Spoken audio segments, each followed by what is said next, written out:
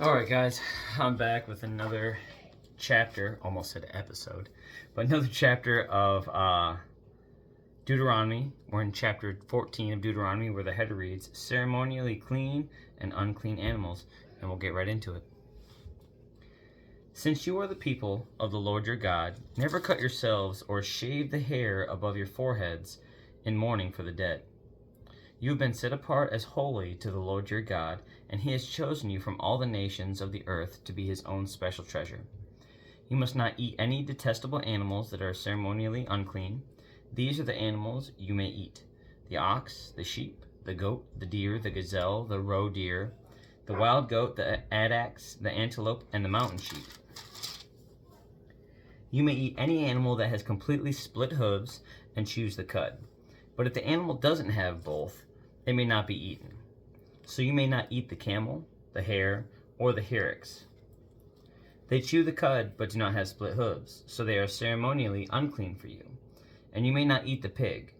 It has a split hoof, but does not chew the cud, so it is ceremonially unclean for you. You may not eat the meat of these animals or even touch their carcasses. Of all the marine animals, you may eat whatever has both fins and scales. You may not, however, eat marine animals that do not have both fins and scales. They are ceremonially unclean for you. You may eat any bird that is ceremonially clean.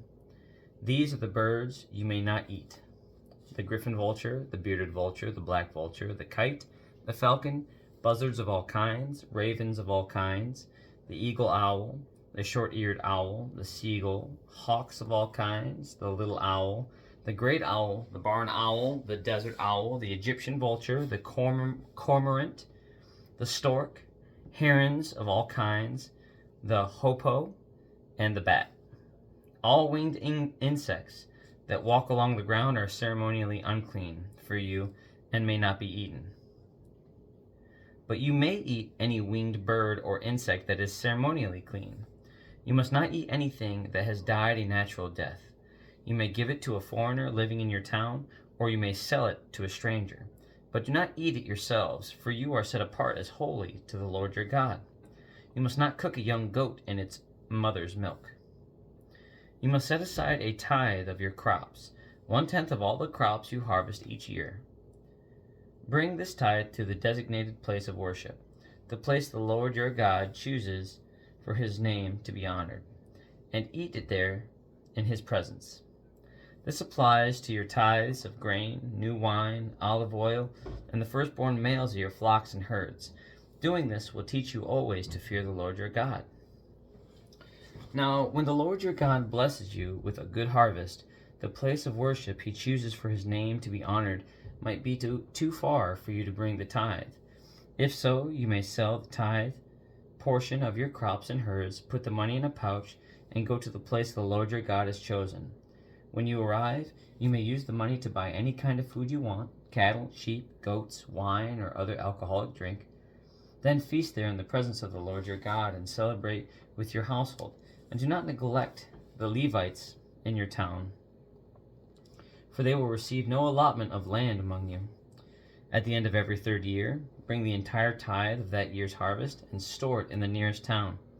Give it to the Levites, who will receive no allotment of land among you, as well as to the foreigners living among you, the orphans and the widows in your towns, so they can eat and be satisfied. Then the Lord your God will bless you in all your work. That's the end of chapter 14, guys. And so what I really appreciate when they mention tithing, when I was younger, I always thought like, I never understood the reason for tithing because it all belongs to God anyway. And so the more I read, the more I recognize that tithing is for us.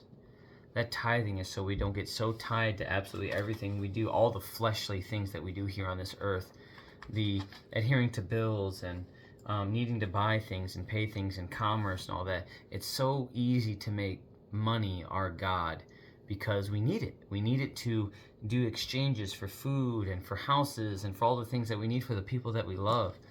But it's so important that we distinguish between, hey, we need this, and understanding that God will provide. making sure that you identify a portion of that to simply not be consumed by you, to be given away, or in any other way you can think of to honor God and glorify His name with that, to be able to do that. And then it mentions to make sure that you do that first. Sometimes it's saved, and sometimes, like it said, on the third year that you use it for other purposes, and that's all good and well. But I think most importantly is that your heart when you do it. Say, set that apart and look to give out of just thankfulness because of the abundance that you have and the fact that you know that you're woven into God's family.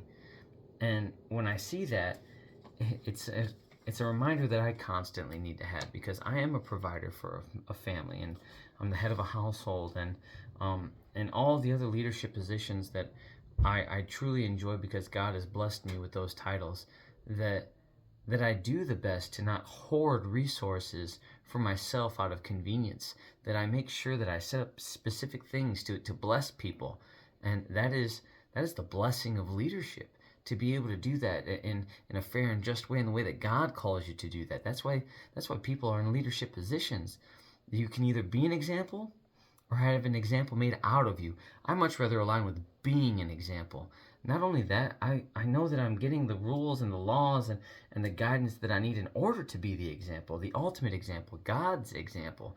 Jesus, He came down here, was perfect for us. And while I'll never be perfect, my attempted pursuit of chasing that will always give me opportunities to grow greater than what I even imagined, and bless and meet people that I never thought would happen, or I never might have sought out for myself. And so I absolutely love that. It's humbling, and I like the kind of reminders to give in tithes, because it reminds me to not attach myself to the things that I know that I need, but I also know that God will provide. It's very, very difficult to lean heavily into that when our whole lives, not just mine or just yours, we're taught that you must work to obtain these things. And that's part of the process. Faith without works is dead. We know all of that. But there's this narrow path that you got to walk, and God and Jesus, they're walking it with you. And if you do that, man, the places you'll go, you can't even fathom. I promise you that.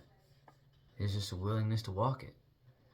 And so I'll leave you at that. Have a good night. God bless. I love you. Jesus loves you. And I'll be back tomorrow for chapter 15 of Deuteronomy, where the header reads, Release for Debtors.